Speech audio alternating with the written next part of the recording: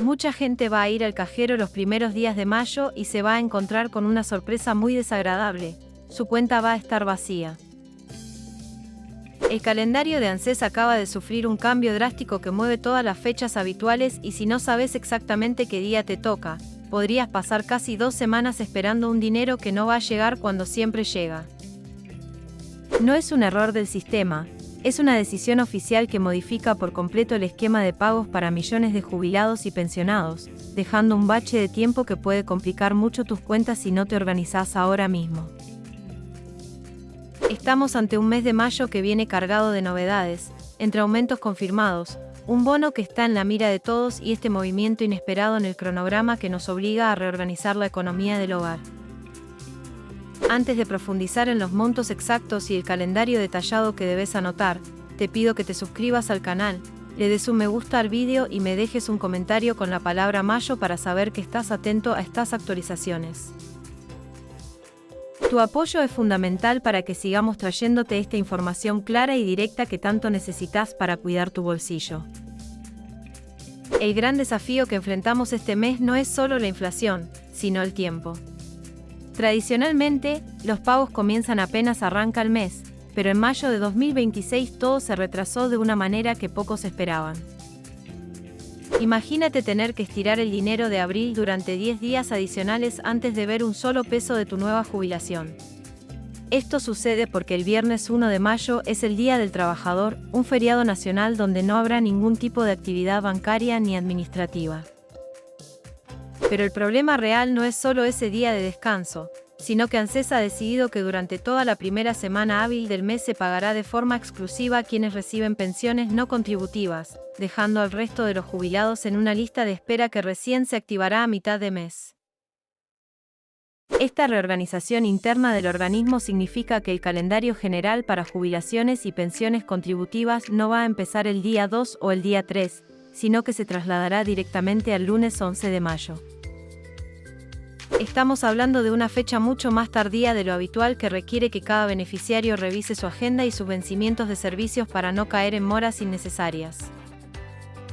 Es fundamental entender que este corrimiento no es un recorte de tus saberes, sino una cuestión puramente logística y de organización de pagos por parte del Estado.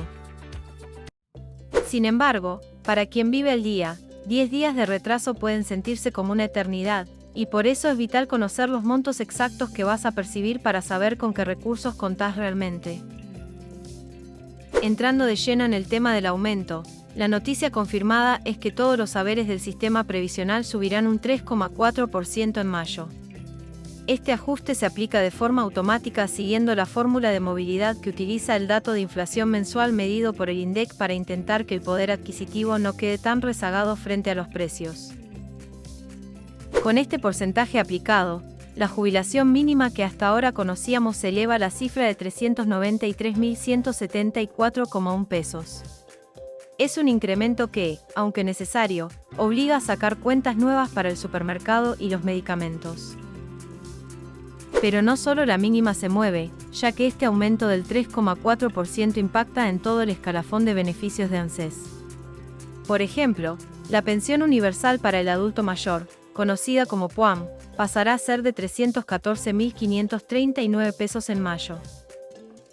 Por su parte, las pensiones no contributivas quedarán en 275.221 pesos, y aquellas madres de 7 hijos que perciben una pensión equivalente a la mínima verán en sus recibos el monto de 393.174 pesos. Es importante aclarar que todos estos valores que te menciono corresponden al haber bruto, es decir, antes de cualquier descuento por obra social o préstamos, y también antes de sumar cualquier beneficio adicional que pueda otorgar el gobierno.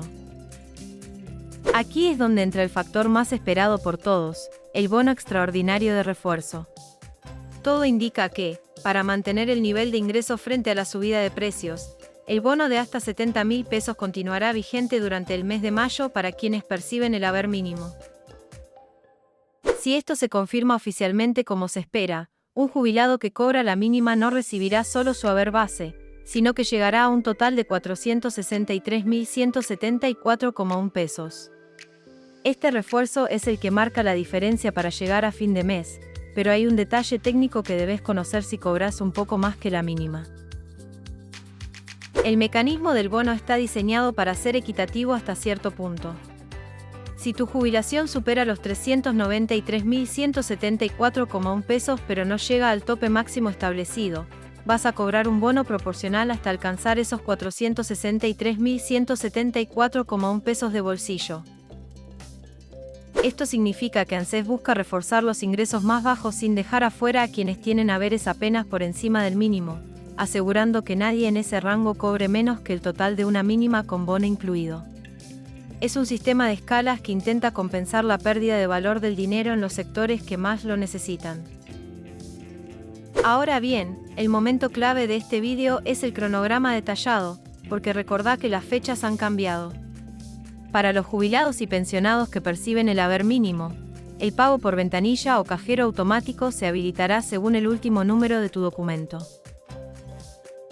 El DNI terminado en 0 cobrará el lunes 11 de mayo. Quienes tengan DNI terminado en 1 lo harán el martes 12 de mayo. El DNI finalizado en 2 cobrará el miércoles 13 de mayo.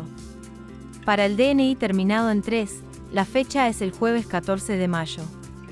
El viernes 15 de mayo será el turno para el DNI terminado en 4.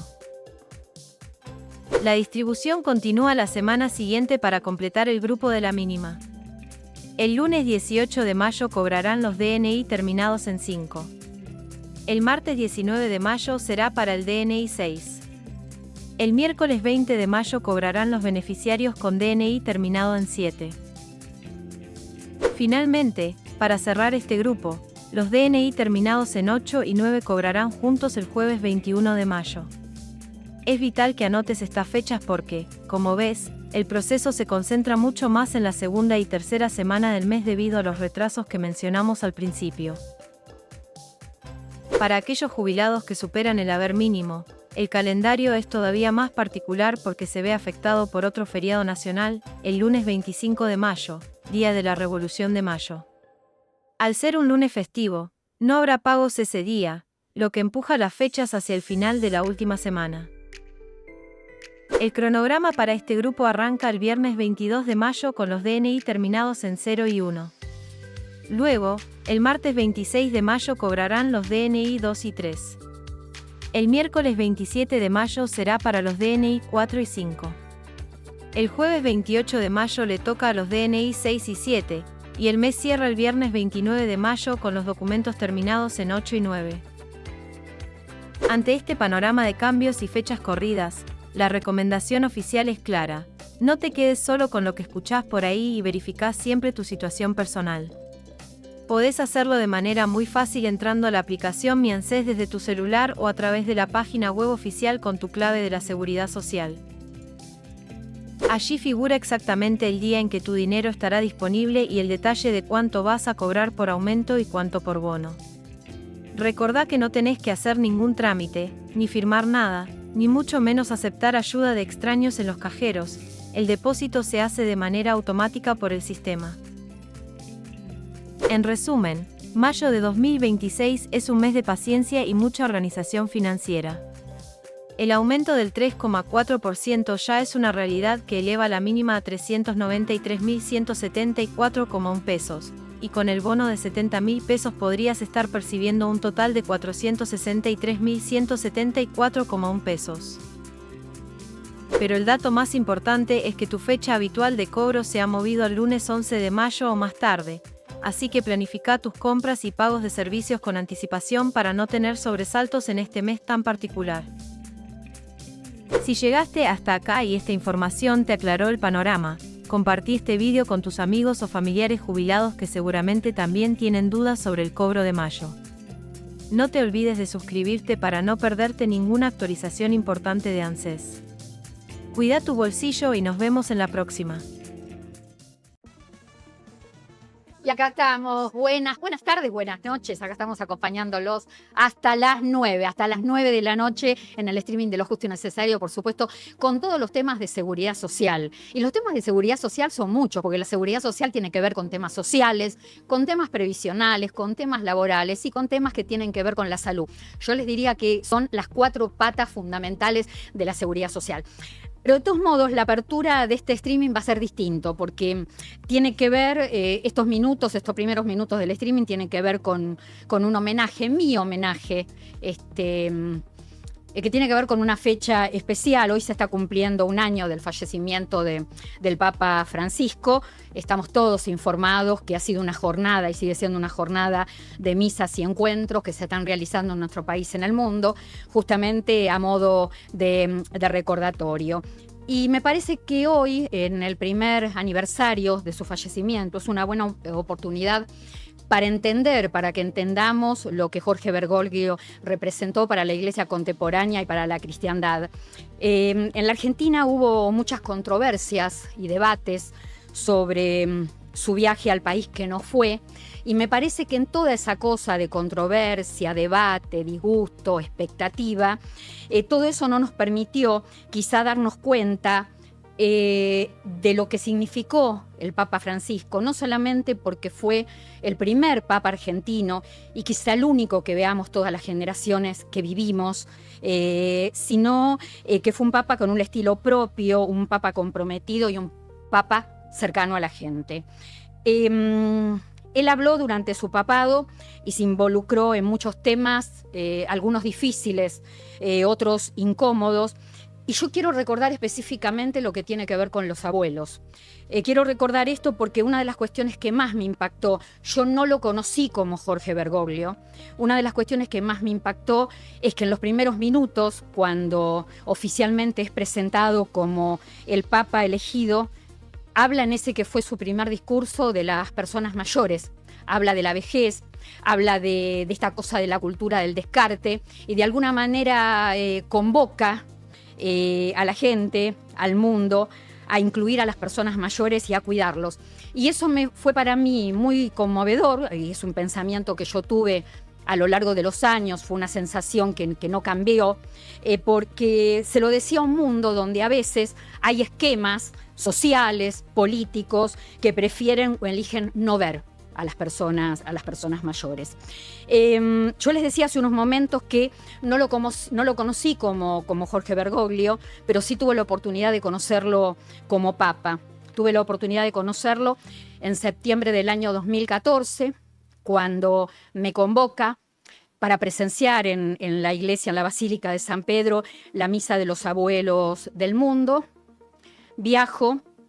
Fue para mí un evento muy especial, porque fue una ceremonia donde más que nada se homenajeó no solamente a la vejez, sino que se dedicó como un momento muy especial a la gente que se va haciendo grande y sufre de Alzheimer, y todo lo que significa para la familia, todo lo que significa para ese adulto mayor y cómo los tenemos que acompañar. Obviamente, tuve la oportunidad en ese momento, en septiembre del 2014, de conocer a Benedicto XVI y después ir, el día después de esta ceremonia, de esta misa, en la plaza de San Pedro, ir a verlo, ir a visitarlo a lo que él eligió como lugar de residencia, que fue Santa Marta. Tuvimos una charla, para mí fue un momento muy emocionante, no sé si podemos ver la foto. Hoy estuve todo el día recordando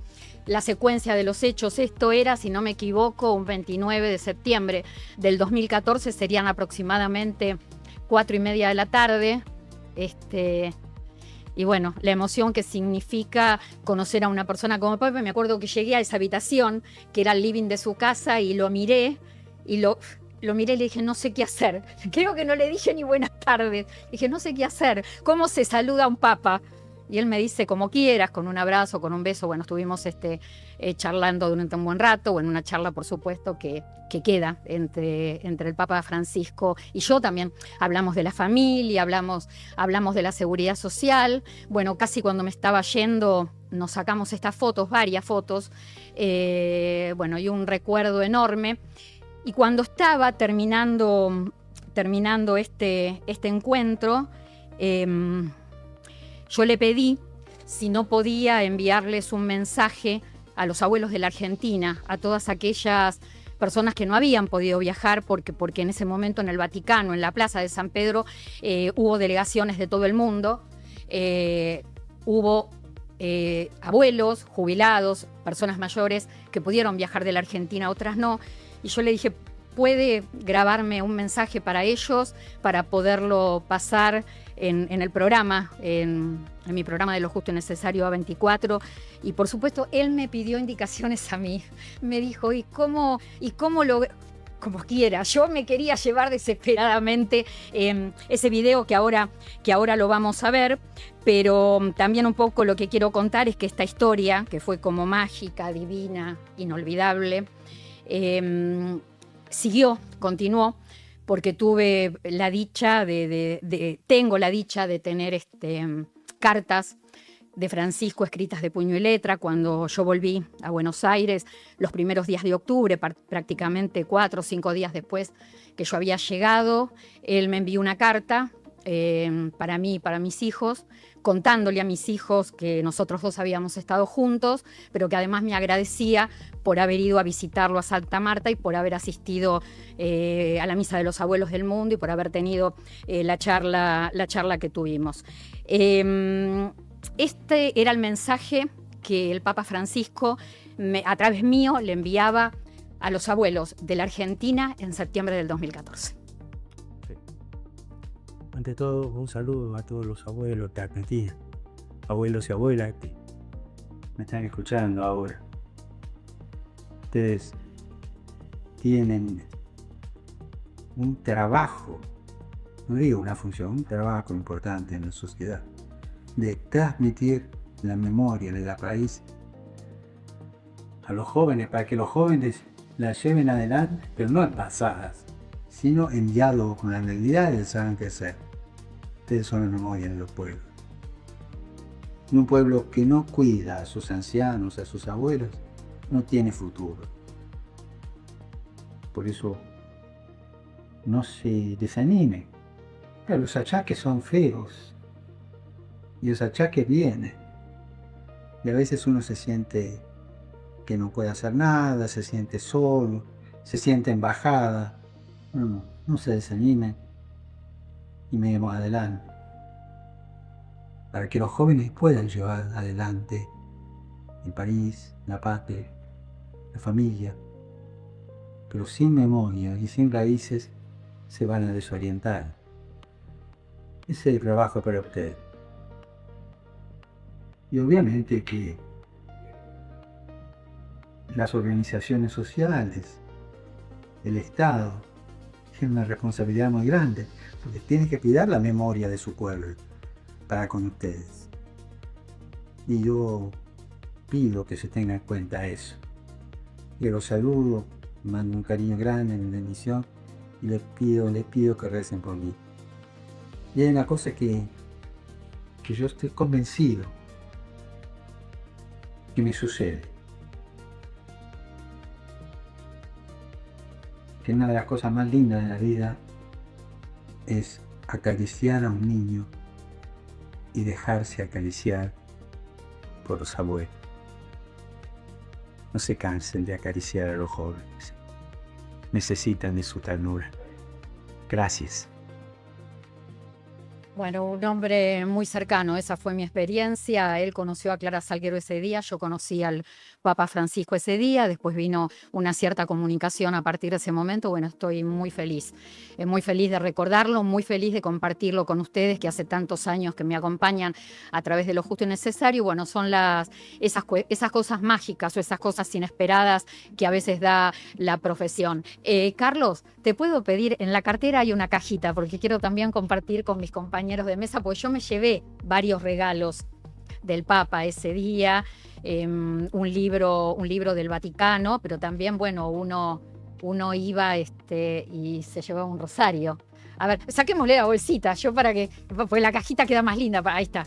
Y el tema les cuento lo siguiente, esta cajita la compré yo, no es que me la traje de Santa Marta, la compré, pero él me dijo, espérame, que te voy a a regalar un rosario. Él me había enviado en el año 2013, apenas había asumido como papa, por intermedio de Eugenio Semino, me había enviado un rosario color negro con una notita, con una cartita que decía: esta es tu vocación, seguí tu instinto, seguí ayudando a las personas mayores. Y ese había sido el único contacto que habíamos tenido a través de Eugenio Semino. Pero como tenía muy buena memoria, cuando yo llegué un año después a conocerlo a Santa Marta, se acordaba que me había regalado un rosario negro. Entonces me dijo: el rosario que te envié con Eugenio Semino era negro, ahora te voy a regalar de otro color. Bueno, y entonces me regaló este, que está por supuesto bendecido por Francisco. Qué lindo. Ahí está, si quieren pásenlo, está bendito, no sé cuánto creen o no creen, pero bueno. Así que bueno, de alguna manera este es nuestro homenaje desde lo justo y necesario, es nuestro recuerdo, es una fecha muy importante que vale recordar porque bueno, por todo lo que él representó, el Papa Francisco representó para la Iglesia, para la cristiandad, pero también lo que significa para la historia de los argentinos. Ahora sí, ya presento a la mesa vías de comunicación. Recuerden que pueden todos los contenidos encontrarlos en el Instagram @clarasalguero.ok, a través del TikTok como Clara Salguero, y tenemos un nuevo número de teléfono. Ale, te lo mandamos el número de teléfono. Ahí está. No me acordaba si lo habíamos. Sí. Re fácil. 11 50 52 09 44. Nos pueden dejar mensajes que ya están llegando, acá estoy viendo, en el celular. Y mientras tanto, por supuesto, le doy la bienvenida a la mesa a todos: Adrián Trócoli, Damián Aregre, Claudio Romero, Daniela de Chiara, y tenemos en el living ya esperando que vamos a hacer un mano a mano con un tema muy importante. El doctor Jorge Frega, titular, presidente del Colegio de Abogados de Morón. Vamos a estar en un ratito hablando con él. Damián. Yo. Ley de emergencia por discapacidad, judicializada, no se termina de poner en marcha, y en medio de todo esto nos encontramos con que el gobierno envió al Congreso, a través del Senado, un proyecto para modificar la ley de discapacidad. Exactamente. ¿Cómo se denomina? Me impactó el tema del título, El del proyecto. proyecto es Ley contra el Fraude de Pensiones por Invalidez. Eso es el proyecto de ley que están mandando. ¿Y ahora? ¿Qué querés que te cuente? ¿Las cosas positivas, las cosas negativas? Vamos a hacer una cosa. Proyecto? Vamos a hacer una cosa. Yo quiero hablar de los cambios, porque yo sé que a la gente es eso lo que le interesa, pero hagamos una cosa. Vamos a empezar primero por lo bueno y después por lo no tan bueno. Bien, lo bueno es que parece que el gobierno con este proyecto va a querer cumplir con la ley de discapacidad a su modo, generando un perjuicio bastante importante a todas las personas que tienen pensión no contributiva y con discapacidad. Pero bueno, por lo menos parece que quiere empezar a ver si puede cumplir algo. Sería un poco irónico lo bueno, pero bueno, sería Eso sería lo bueno. sería lo bueno. Bueno, seguir con lo no tan bueno. Bueno, entonces hicimos con lo no tan bueno. Yo hice un punteo de 7 cosas. Si querés empezamos, si tenés que lo hacemos en 2 partes, Sí, como vos sí, quieras. sí, dale. Empezamos de lo, no tan, de lo mejor hasta lo peor. Podemos hacer Dale. una evolución.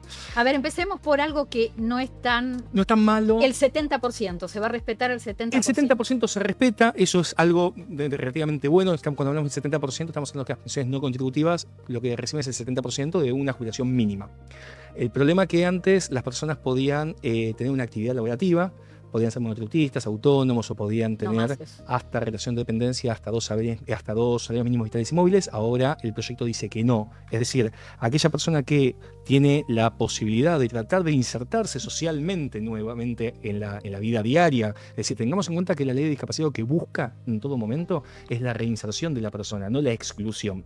Lo que está diciendo esta ley es que lo que estamos buscando es que la persona sea excluida. Es decir, o se ingresa dentro de su casa o dentro de una comunidad o dentro de una cuestión fuera de la sociedad y no puede ingresar nunca más a la sociedad, o si trata de conseguir un trabajo, tener un trabajo un poquito más formal para poder hacer un aporte, para poder pegar jubilación, no, pierde la pensión no contributiva. Es decir, que no puede tener una pensión por discapacidad y a la vez tener un trabajo registrado, y tampoco se va a obligar al Estado y al ámbito privado a incluir personas con discapacidad laboralmente. Por supuesto, ¿no? Quedan absolutamente afuera. Y hay una cuestión mucho más importante a todo esto. Tengamos en cuenta que acá hay una crisis existencial respecto a las cooperativas. Las cooperativas de trabajo muchas veces lo que estaban eran fomentadas, obviamente, a los efectos impositivos y a los efectos de brindarle un apoyo económico, en donde muchas veces habían uniones de personas que tenían panaderías o tenían casas de pasta y demás, donde contrataban a personas, a chicos con síndrome de Down o personas con algún tipo de discapacidad, en donde lo que se hacía era no solamente se le brindaba una contención económica o una ayuda, sino que se los hacía valer como personas y seres humanos para poder tener la dignidad de poder trabajar. Lo que se está haciendo ahora es dejando esa posibilidad de que la persona sea un ser humano. Nuevos otorgamientos con requisitos mucho más exhaustivos. Exactamente, eso estaríamos ya pasando a una cosa un poquito más complicada, pues vamos a irlo en incremento. Acá lo que estaríamos es yendo a un nivel un poco más difícil para obtener la pensión no contributiva, pero te redoblo la situación. El problema no es la auditoría médica, porque todos podemos llegar a decir desde un punto de vista social de que, ok, perfecto, controlemos las pensiones no contributivas que tenemos, a ver si están bien dadas, si la persona puede trabajar, no puede trabajar, en qué situación se encuentra. El problema que, y esto lo da el nombre del proyecto de ley, cuando habla de contra el fraude, es porque el Estado automáticamente considera que la persona que tiene una pensión no contributiva y es discapacitada está haciendo un fraude al Estado. Sí, bueno, Porque pero eso va a meritar a demandas. Eso va a meditar muchísimas porque demandas. No pueden poner en duda algo que vos planteás como un hecho, como una situación que te está ocurriendo. Va a estar muy complejo. Si quieren participar, la mesa está abierta, porque realmente que es un tema que va a traer mucho debate. No solamente eso, pero es muy importante tener en cuenta son dos palabras que dice el proyecto de ley y lo usa en 3 oportunidades. Un proyecto de ley que modifica distintos articulados, pero en total no son más de 12 artículos del proyecto, y en 3 oportunidades hace y dice exactamente lo mismo. Habla de suspensión preventiva. Es decir, el Estado lo que hace es una inversión de la carga probatoria, en donde yo como Estado sospecho de que vos me estás haciendo una defraudación, te doy de baja el servicio. Y probámelo. O convenceme de que yo no estoy equivocado. Exactamente. El problema de esto, ¿cuál es lo fundamental de esto? Supongamos que esta persona con discapacidad o esta persona que tiene esta pensión no contributiva, obviamente porque no puede trabajar, tiene un grupo familiar continente que le puede dar una mano, ayudar y demás. El problema es la medicación. El problema es la cobertura médica. Pues se queda sin prestación médica absolutamente. Se queda absolutamente a la deriva. Si querés podemos sumar una cosa más y le complicamos. A ver, que me parece que esto hay que reforzarlo. Hay más de 1 millón de personas que en este momento cobran pensiones por discapacidad laborativa. Sí o sí, todas estas personas, si este proyecto se convierte en ley, van a tener que reempadronarse porque tienen que volver a probar condición médica, condición socioeconómica y antecedentes laborales. Pero, Clara, me está sumando cada vez más complicaciones al nuevo proyecto. Sí. Vos querés ir más de a poco. Sí. Yo quería que la gente por lo menos se motive un poco más. A ver, el tema fundamental de todo esto es lo siguiente. Hay un reempadronamiento obligatorio. ¿En qué lo justifica el Estado, este reempadronamiento obligatorio? En el título del proyecto. No, solamente en eso. Cuando hace los fundamentos del proyecto, ¿qué es lo que dice? Que pasamos de tener más o menos 70.000 personas a pasar de 1.200.000. Pero estamos con ese tema desde hace cuánto. No, pero claro, hay una cuestión que es mucho más interesante en todo esto que están poniendo, que es increíble, me encanta con este tema. Fíjate esto. Ponen un reempadronamiento que tiene 60 días las personas para poder hacer reempadronamiento. Y si no le dan de baja. Si no te dan de baja. 60 días son 2 meses. 60 días en 2 meses yo tengo 40 días hábiles. Me tomé el trabajo de hacer una pequeña cuenta. ¿De las demoras para conseguir toda la documentación probatoria? Eso es lo de menos. Pero por ahí, si nos escucha alguien del gobierno, sería interesante que haga esta simple cuenta. Si tenemos 40 días hábiles y una jornada laboral son 8 horas, un médico más o menos que tarde, o un auditor médico, o alguien en atender a un ser humano va a tardar 30 minutos, por día puede atender 16 personas. 20 si le ponemos un par de pañales y no lo dejamos levantarse y ir al baño a hacer un café. Pero pará. En 40 días, o 1.200.000 personas, que son lo que establece o que presupone el Estado que tiene, que entendemos que es verdadero, estamos teniendo a 20, vamos a decir que va a atender 20, más o menos tiene que atenderse por día 30.000 personas. 30.000 personas para poder atender por día y cubrir ese 1.200.000 en 40 días hábiles. Es decir, tenemos que tener 1.500 auditores. Es imposible. Claro. En la práctica es imposible. No, claro, obviamente. Es imposible. ¿Cuánta gente hay ahí para hacer retiro de invalidez? Vamos a repetir varias veces. Y ahí te quería hacer una consulta. Sí. Es más grave. No llegan a 100. Bueno, en la comisión médica para hacer retiros de invalidez nos llevamos a 100 personas, con lo cual necesitamos 1.500 para poder hacer esto. Claro. Tenés que multiplicar por Se 15 hacen los tipos. proyectos sin ver la estructura que tenés. Capaz, Y que además- horrible. capaz que te van a trabajar más horas. No, pero además. Le van a pagar extra, sábado, claro. domingo, No, el feriado problema- y. Suponte que hasta consigan las 1.500 personas, que creo No. que lo dudo, pero los espacios físicos donde se dan, no hay lugares donde para demostrar tenés que hacer un trayecto de kilómetros, no tenés en una cercanía, no, digamos, no toda la legislación puede ser cómoda a la ciudad de Buenos Aires o a la provincia de Buenos Aires, que son Perdón. a lo mejor quienes tienen más estructura o algunas ciudades capitales. Y no dice quiénes son las personas, porque por ahí esto se puede tercerizar en hospitales. Digo, hay una. A designar. ¿Cómo dice? A designar. Bueno. A ver, cambiamos un ratito. Traté de ponerle un poco de onda. Pará, Pero yo te es digo una difícil. cosa. Fue mi mejor esfuerzo. Clara, puede. durante No te- bastante no se tiempo que vino diciendo, uy, el hombre de las malas noticias, y siempre miraba para allá. Trócoli, ya está. Yo hoy tengo Hoy- solo buenas Hoy noticias. ya no estás en ese lugar, Trócoli. Gracias, Dan. Para mí Cla- es aquel lugar. es- este lugar. sí, ahí está, ya está. Ahora el de las malas noticias es él. Es lo que se sientan a la izquierda, sin contenido político. Claudio Romero, especialista en derechos de personas mayores, especialista en lo que tiene que ver con seguridad social. ¿Qué es el delito invisible? Bueno, la otra vez creo que titulamos algo, el delito invisible es aquel delito que la gente no, como su nombre lo indica, no lo ve. ¿Por qué no se ve?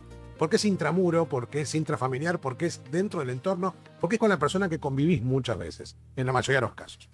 Nosotros lo hemos denominado así, y en realidad se lo denomina así en casi todas las partes del mundo, porque es el abuso a esa persona a la cual vos cuidás. Y como nosotros estamos hablando de adultos mayores, estamos hablando justamente de aquella persona que puede ser cuidador formal o informal y está a cargo de ese adulto mayor. O la propia familia. O la propia familia. Entonces, en el programa que estuve la última vez hemos hablado de algunos distintos tipos de abuso y maltrato. Hemos hablado que en la ley de Buenos Aires hemos conseguido una buena ley, que es la 5420, pero lo que no ha logrado todavía en Argentina, sí se ha logrado acá en la ciudad de Buenos Aires, es interactuar y dar una visión más jurídica y gerontológica a este delito.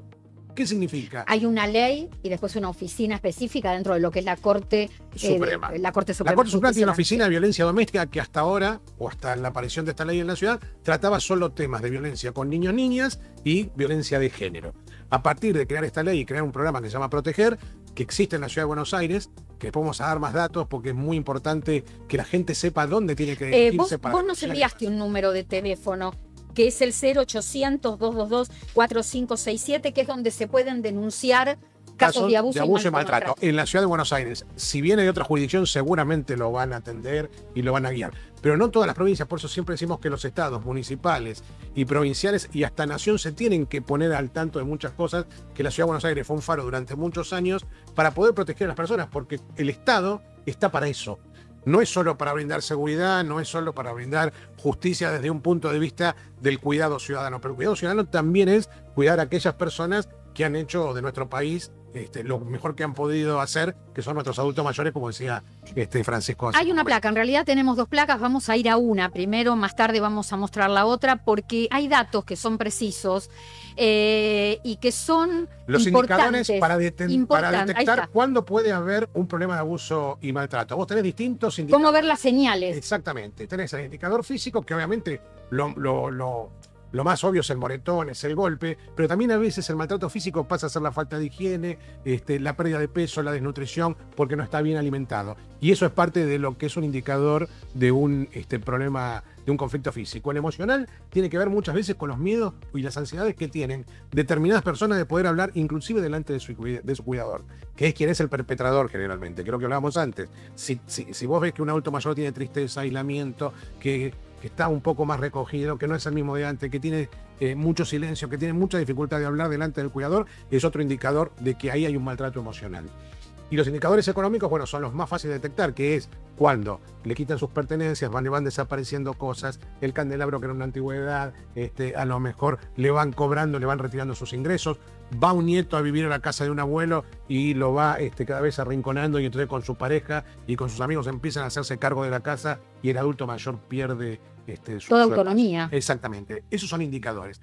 Y también, ¿qué hay que hacer? Bueno, después decimos qué hay que hacer cuando se sospecha, cuando existe algún tipo de este abuso o maltrato, primero es escuchar al adulto mayor con mucho respeto y no tratarlo como un chico, eso que hablamos siempre, escucharlo y poder entenderlo, poder interpretarlo.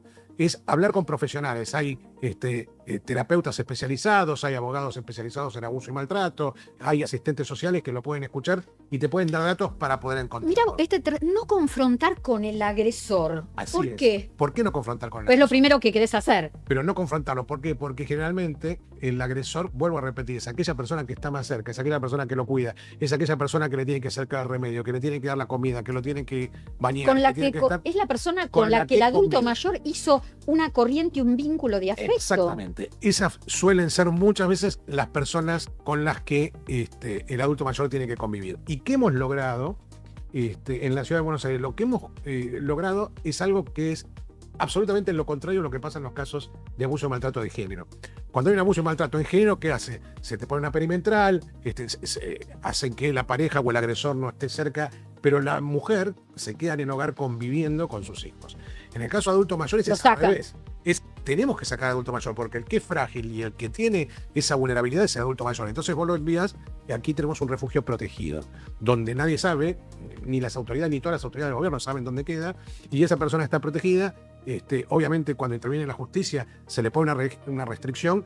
¿Y qué pasa con ese adulto mayor? Se vuelve a reinsertar y tiene una vida maravillosa porque vuelve a recuperar sus ingresos, porque vuelve a recuperar Su seguridad autoestima, en todo sentido. Exactamente. Esas son cosas que me parece que hay que tener en cuenta y que todos los estados en la República Argentina deberían trabajarlo y deberíamos prestarle atención. En un ratito, Claudio, me decís qué pasa si una persona, un vecino, un familiar que no está involucrado, un amigo decide llamar a la línea de proteger, porque a veces tenemos miedo de cuánto nos deja involucrada esa situación. En un ratito me contás, Te cuento, sí, por supuesto. porque es muy importante también para preparar a aquel que, si se siente comprometido en la situación, no tenga miedo de denunciar. Exactamente, sí, lo charlamos.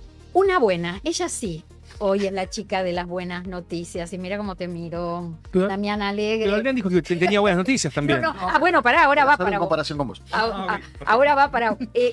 Trajo una buena noticia Daniela de Chiara. ¿Por qué? Porque los monotributistas de Ciudad de Buenos Aires dejan de pagar ingresos brutos. Así es, Clara. Bien, Hoy me tocó la buena noticia.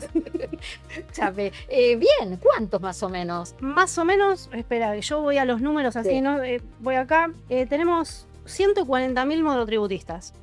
Bien. Hay que aclarar que solamente son los que dejan de pagar al 100% la categoría A, B y C. De la C en adelante hasta la H van a pagar un 75%. O sea, Bien, es no gradual. Es gradual. Tengamos en cuenta que en Ciudad de Buenos Aires tenemos 200.000 monotributistas y esto es algo que algunos municipios en Provincia de Buenos Aires ya lo vienen haciendo. No es que es algo como nuevo, es nuevo en la Ciudad de Está bien, Buenos pero se va Aires, replicando. pero se va replicando y es bueno. ¿Por qué? A ver, el componente de ingresos brutos a veces genera bastantes particularidades. En primer lugar, estás pagando un doble componente impositivo. En segundo lugar, mucha gente se da de baja del monotributo y no sabe que tiene que darse baja en ingresos brutos. Entonces eso genera una deuda a futuro. De repente te encontrás que tenés que ir a pagar o transferir un vehículo y no te lo dejan transferir porque tenés una deuda y nadie sabe por qué. Entonces esas cosas a veces generan inconvenientes. Por otro lado, lo maravilloso de poder no pagar ese componente y tiene algunas particularidades, como por ejemplo, tiene que ser un monotributista no profesional, tiene que ser alguien que se dedique a servicios, por ejemplo, un emprendedor. Son las categorías más bajas las más beneficiadas, claramente, ¿no? Esto lo que viene a hacer es que vos tengas un componente más bajo y esa plata por ahí la destinen a más mercadería, a herramientas. Nosotros decimos que podrían aprovechar y destinar esa plata a capitalizarse a futuro. Tenemos en cuenta, a ver, unas cuestiones. Cuanto a las actividades, tiene que ser, que forma parte de lo que no sé si es determinante, pero es importante. ¿Por qué? Hay que tener en cuenta las actividades que sí quedan excluidas de este pago del ingreso bruto. Cuanto al tema de la baja de la carga impositiva, más o menos son, para la categoría A, 25.000 pesos menos por mes Bien, que tienen que pagar, es un... además del monotributo. Entonces, cuando una persona con categoría A tiene que hacer frente al pago de su monotributo, se va a encontrar con 25.000 pesos menos. es una buena oportunidad. Pero ¿qué te parece? Y está bueno eso de que las buenas medidas se repliquen. Esto es lo mismo cuando un gobierno toma una medida de impacto nacional y es buena y otro gobierno la continúa. Nosotros con Trócoli vimos poquito en estas cuestiones en seguridad social. Porque viste ¿Poquito? que, ¿Te acordás de alguna? ¿Viste? Porque cada gobierno viene con su librito. No, bueno, pero- una es la ley de las leyes de Ahí movilidad. déjame agregarte algo, Clara. ¿Qué? En el caso de la Ciudad de Buenos Aires, porque yo he participado el año pasado, esto es una ley de la legislatura de la ciudad, Claro. no es una medida del gobierno de la ciudad. Claro. Todo tema tributario, como lo dice la Constitución de la Ciudad de Buenos Aires, rige y lo demarca la legislatura porteña. Él fue legislador, Y así sí. que la tiene Y hay clara. otra cosa importantísima, algo importante. ¿Hay que hacer algún trámite? No, es automático. Listo. Es muy maravilloso. importante eso porque muchos se lo estarían preguntando. Yo ya te lo... Y Sí. si querés te puedo agregar algo más, perdóname, para el debate, para poder desasnarnos entre todos. ¿Por qué las categorías bajas sí y las grandes no? Porque las grandes descompensan cuando vos sos, cuando tenés relación de dependencia, vos pagás un impuesto que es el impuesto Lo que tenés impuesto a las ganancias. impuesto a las ganancias. Vos podés ser un monotributista que facture 10, 12 millones. Si fueras en relación de dependencia, tendrías una retracción en ganancias. Pero por Sí. eso las categorías altas no se eximen para poder justamente equilibrar ese componente con aquellas personas que tienen relación de Muy completo el Y tema. se tiene en cuenta las categorías más bajas porque generalmente, hasta la categoría C, es gente que trabaja de manera independiente y en casa. No tienen local a la calle, no pagan luz de comercio. Todas esas cosas hacen a que las categorías más grandes, todos esos gastos los tienen en cuenta. Entonces, por eso redujeron en las categorías más bajas. Bueno, recordá que cualquier consulta que quieras hacer, estamos conectados, nos podés seguir a través del streaming de YouTube de Lo Justo y Necesario y a través de la línea telefónica, la nueva línea telefónica, que te la recuerdo, 11 50 52 0944. Yo decía recién que con Trócoli, con Adrián Trócoli, no vimos mucho en materia de seguridad social, de esto de cuando llega una buena medida, viene el próximo gobierno y la conserva. Sí se dio en un caso particular que ha sido una buena medida y que ha trascendido los gobiernos, que es la ley que crea la asignación universal por hijo.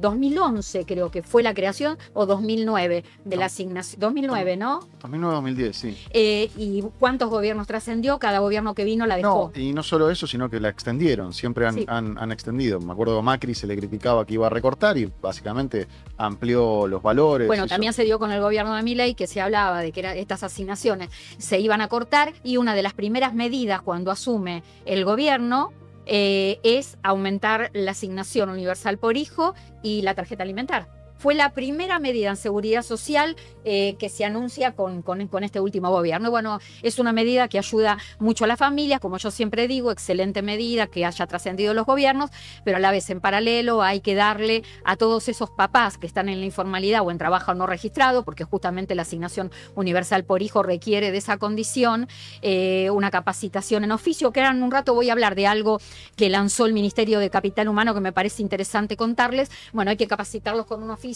para que no estén siempre dependiendo de la asistencia y puedan tener ingresos genuinos. ¿Qué vamos a hablar? Vamos a hablar de poder adquisitivo de las jubilaciones nuevamente. Un poquito, sí, vamos a decir algo que ya tiene un tiempo, pero quería simplemente recalcar algo que parece ridículo, porque realmente parece ridículo, pero no es lo mismo jubilarse en cualquier mes. No da lo mismo por trimestre jubilarse en enero, en febrero o en marzo.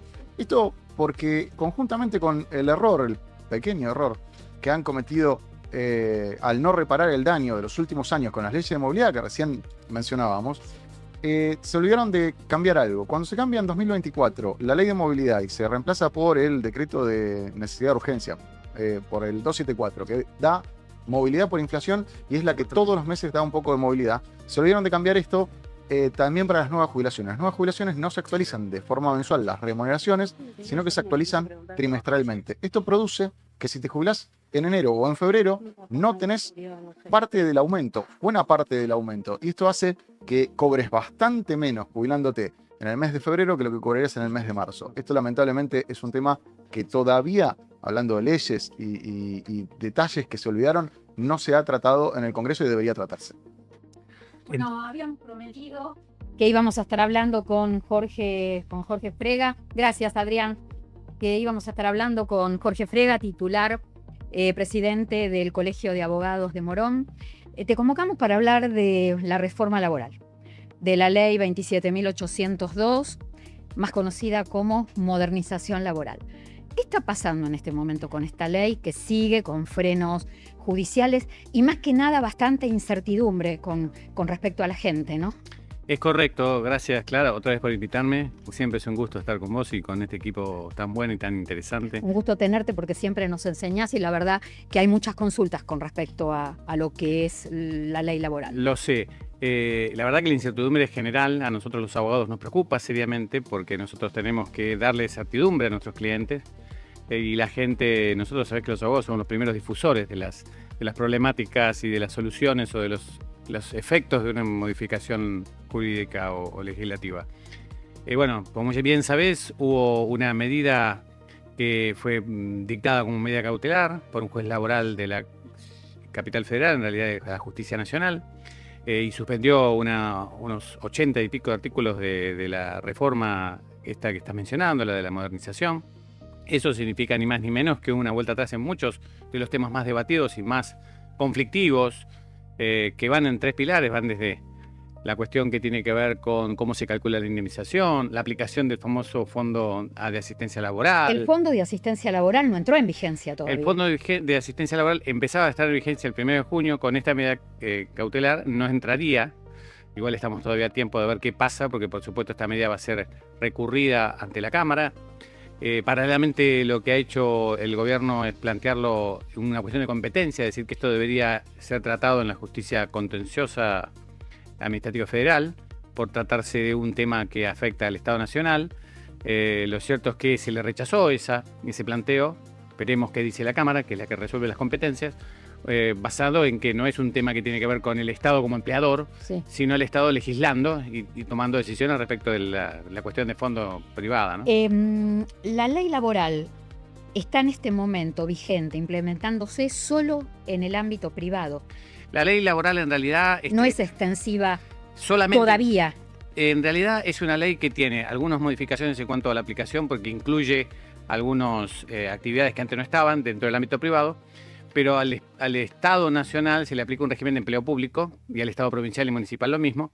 Lo que pasa es que en lo que tiene que ver con algunos órganos descentralizados o autárquicos, tienen aplicación directa o indirecta de estas normas. Por eso hay una incidencia sobre muchos trabajadores públicos que en definitiva se van a ver afectados también por esta resolución, por esta reforma, ¿verdad? Se viene una pregunta difícil. A ver. Yo si estuviera en tu lugar me resultaría difícil. Bueno. Pero vos vas a sortear. Hacemos magia. Ahí está. Vas a hacer magia y me vas a contestar. Con la ley, o vas a tratar de contestar, ¿no?, a la gente. Con esta ley de modernización laboral, el trabajador, ¿qué derechos ganó y qué derechos perdió? Lamentablemente cuesta creer que haya ganado muchos derechos. En general, si uno piensa que el FAL sería una herramienta, el FAL que encima parece que fuera un arma, ¿no?, una herramienta para sostener o garantizarle al trabajador una garantía, podríamos ver si el sistema funciona, un sistema de soporte financiero para que el empleador pudiese, de alguna manera, sostener la indemnización, que por supuesto es además voluntario, porque puede usarlo el fondo, no, puede decidir pagar directamente, porque la obligación indemnizatoria sigue en cabeza del empleador. Por el otro lado tenemos la contrapartida negativa de esto, que es desafectar fondos que iban a la seguridad de la previsión social. Ir al FAL. Y claro, este es el problema que básicamente se cuestiona.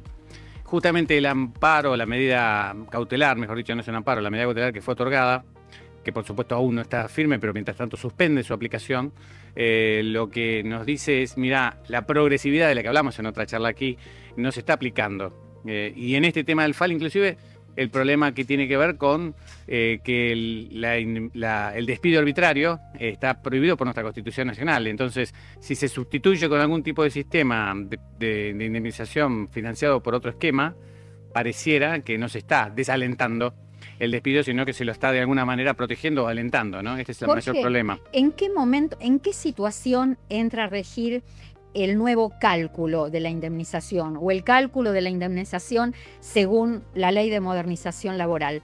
Porque la gente escribe y pregunta, bueno, a ver, a mí me llegó el telegrama 2 días antes de la sanción de la ley. A mí no me llegó el telegrama, pero me desvincularon del trabajo 1 mes antes de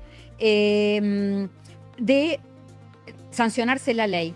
¿En qué momento se pierde el derecho o en qué momento se modifica el derecho? Bueno, aquí ha habido inclusive contradicciones en los mismos voceros del gobierno que sostenían por un lado que esto no es de aplicación de retroactiva y otros que decían que sí.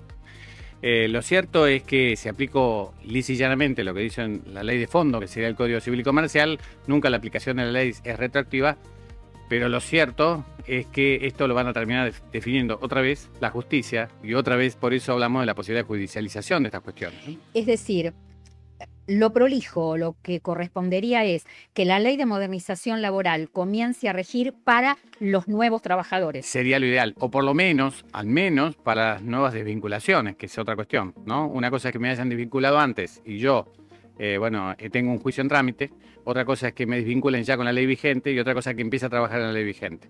Lo que muy probablemente ocurra, yo entiendo que va a terminar pasando, es que le apliquen a las relaciones, la justicia, ¿no? A las relaciones que se hayan producido desvinculaciones durante su vigencia. Lo cierto es que nada obsta que no puedan hacerlo.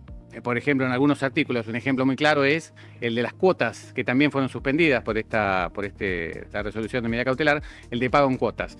Claramente la ley lo que pretende es que se paguen cuotas todas las sentencias que vayan viniendo y que estén dando vueltas, ¿sí? No importa la cantidad de empleados que tenga esa empresa, si es una pyme o no. Hay una diferenciación en que sea gran o pequeña empresa, 6 cuotas o 12 cuotas. Esa sería la diferencia fundamental que daría esta ley, que ahora por lo menos está suspendida. Una cosa importante para aclarar. Sí. La suspensión que pueda hacer una medida cautelar en la Nación puede ser discutida y debe ser tratada y hecha valer en todas las demás, en cada uno de los juicios que uno tenga. Hay que hablarlo esto con sus abogados para ver qué aplicación tiene. Si bien se le dio legitimación a la CGT como responsable o representante de todos los trabajadores, bueno, por supuesto se aplica sin duda a los trabajadores registrados, pero por extensión también a los trabajadores que están en negro en la medida que ello corresponde, en negro no registrados, ¿no? Hablamos de los trabajadores, hablemos del tema de la profesión. ¿Cuál es el rol de los profesionales en la materia en todo este contexto frente a esta ley, a esta nueva ley laboral, pero más que nada frente a la situación del trabajador?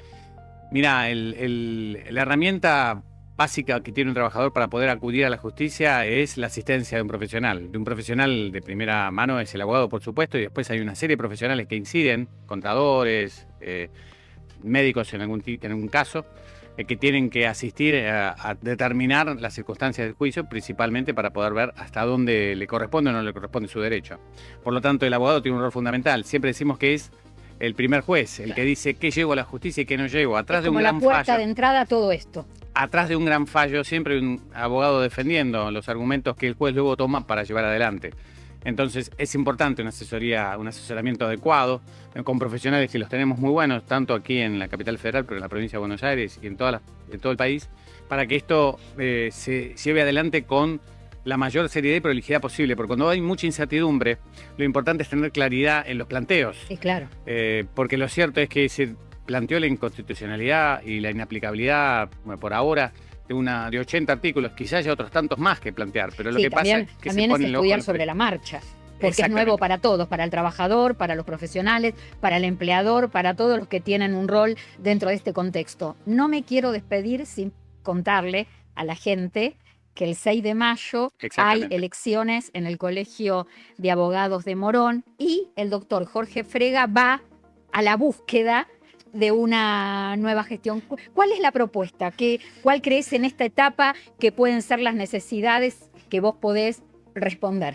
Mira, creo que vienen momentos difíciles, vienen épocas de planteos de los que estamos hablando, de defensa de derechos que se van modificando y que tienen que ver con nuestra Carta Fundamental, que es nuestra Constitución. Y para proteger a quienes defienden tenemos que unirnos y la mejor forma de unión es el Colegio de Abogados. El rol de los colegios de abogados es defender a los que defienden. Y para eso necesitamos un colegio fuerte y hemos trabajado mucho, un equipo muy grande que venimos sosteniendo esto en Morón y en la provincia de Buenos Aires. Creemos que tenemos que defender no solamente el trabajo profesional, sino la dignidad de los profesionales que también, como los trabajadores... Defender a quienes defienden. Es que la única forma de tener una justicia sana y una justicia que llegue a todo el mundo es tener personas, como en la salud son necesarios los médicos para poder obtener una buena asistencia sanitaria. En la justicia es imposible una justicia eficiente sin abogados. No hay justicia sin abogados y desde el Colegio de Abogados de Morón venimos trabajando hace mucho tiempo por esto y cada vez que lo pudimos plantear en todos los foros lo hicimos. Proteger, capacitar, asistir a las personas que defienden a otras personas en sus derechos. Eso es lo que nos desvela y el equipo que queremos ahora renovar en nuestro apoyo de todos los colegas que nos han acompañado siempre. Estamos pensando en eso. Así que gracias por darnos la oportunidad de transmitir Yo este te agradezco mensaje. a vos por en medio de todos estos días que deben ser agotadores para vos, porque ya están ahí. Estamos Claro. a un paso de las elecciones. Te hayas hecho un ratito para venir al streaming de lo justo y necesario. 6 de mayo, entonces. 6 de mayo, entre las 9 de la ¿cómo es? mañana y las ¿Cómo 6 de es la el tarde. mecanismo de votación? Entre las Nunca, seis- nunca pregunté, no sé cómo es. A ver. Van los abogados que están dentro de un padrón, como cualquier otro, como un sindicato, como cualquier otra asociación, y van a acercarse Es a... presencial. Es presencial, de 9 de la mañana a 18 horas, en la sede de nuestro colegio, Brown 1248 de Morón, y serán bien ¿Y recibidos. cuándo te puedo felicitar? ¿Cuánto tiempo Y después? un Al poquito otro día. después, no Mirá sé la fe tanto. que te tengo, ¿eh? Tenés mucha fe. Seguramente al rato terminada la elección. Así que no ese más de mismo una hora. día. Te voy a eh, transmitir y vas a ser una de las primeras en saberlo porque más que merecido está por siempre Bueno, tu apoyo. Y tu acompañamiento. y por supuesto mucha suerte, te lo mereces porque sos un hombre que sos muy trabajador, pero además conoces mucho de lo que es esta profesión. Hace años que nos conocemos Es verdad. y lo sé y sé todo lo que sabes, Jorge. Gracias. Gracias por haber venido. Gracias a vos. Vamos con Trócoli. ¿Tenemos consulta? Vayamos a consultorio. Tengo un par de consultas que me hicieron a mí directamente. Por WhatsApp me preguntan si las sumas remunerativas es con o sin aportes. Bueno, suma remunerativa es efectivamente con aporte. Las no remunerativas son las que son sin aportes y no se consideran a efecto de la jubilación. Esto suele suceder. Lamentablemente, el que más paga sin aportes es el gobierno cualquiera de los estratos, pero gobiernos municipales me consta de provinciales que hacen mucho. Sueldo sin aporte. ¿Te haces Sí. una otra pregunta vos? No, otra pregunta no, pero lo que podemos agregar es que sueldos de nación, muchos se pagan como tributo, con lo cual también. Bueno, También- no, pero te fuiste a matarlo. Si estaba en el recibo a ver si tenía o no tenía aporte. Lo que dice también es el peor de todos los casos posibles. Sí, bueno, pero si queremos Completamente en negro. absolutamente, sí, lo que tenemos también son sumas no remunerativas, que tenés casos ganados también vos de Melfi, si no recuerdo, respecto a lo que no tienen aportes. Sí, Melfi era por arriba del tope para colmo. Esto es, Claro, no había habido aportes, este es un problemón. Las personas que cobran arriba de 4 millones de pesos no tienen aportes, no es que sean sumas no remunerativas, sino que simplemente se considera que ya está cubierto. Ese es el salario máximo sujeto a aporte. Acá hay un problema de desfasaje. Si le aplicáramos los criterios de movilidad, esto vale para todo, el valor del AMPO, Sí, sí. de la PBU, de todos los parámetros que tenía la ley hace 30 años cuando se sanciona, se olvidaron de actualizarlos o los actualizaron de manera incorrecta. Tan incorrecta como dieron la mala movilidad a lo largo del tiempo. Esto genera que la jubilación máxima, la mínima no, esa lo corrigieron, la jubilación máxima, el salario máximo sujeto a aporte, el valor de la prestación básica universal estén completamente desactualizadas. Y bueno, si hay algún precedente en donde salarios, voy a decir una pavada, digo, el doble, 8 millones de pesos, se tomaba el total del salario, aun cuando no había habido aporte por el resto. Acá todos vienen al streaming y tienen sus fans. Así que lo que corresponde es leer todos los mensajes. Acá Claudia Alejandra Catalano, muchas gracias, doctor Frega, excelente abogado, mejor persona y un gran presidente. Mi agradecimiento. Ahí tiene un voto. Seguro tiene un voto, Frega. Bueno, y no sé si leyeron Susana mientras venía del living para acá, Susana Novoa. No sé si en el streaming se dice televidente, como decimos en A24. Televidente, oyente. Es fiel Susana, ¿eh? Comunidad. Siempre está. Comunidad. Mirá, como la comunidad. La comunidad. Mirá que no sabía, ¿viste? No, no. Siempre aprendemos algo. Bueno, queda algo más por responder, porque ahora voy a abrir el WhatsApp, a ver si hay consultas también, porque están llegando por ahí. Yo tengo una, pero fíjate, me preguntan al momento de jubilarse si se puede elegir el banco donde cobrar los saberes. Sí. Si hay diferencia entre banco. Bueno, contá la voz, ¿se puede? Sí, se puede. ¿Y hay Se puede. diferencia? Lo que tenés que hacer es, en el momento que vas a iniciar la jubilación, dar como primera alternativa, segunda alternativa. Y si se puede, banco privado o banca pública. ¿Tiene alguna diferencia? ¿Tiene alguna ventaja? ¿Banco privado o banca pública? No, lo que pasa es que las ventajas que puede haber ya la tiene que ver dentro de cada banco puntual. Lo que puede hacer es mirar las ventajas o los beneficios que hay en todos los bancos o en los bancos cercanos a donde reside, y después al momento de la jubilación va y pide ese banco. O sea que es interesante esto que me acabas de preguntar, porque Te agrego otra las- pregunta que sí. siempre hacen que no está acá. ¿Se puede cambiar de banco después? también se puede cambiar. Ese es un problema. La gente se muda.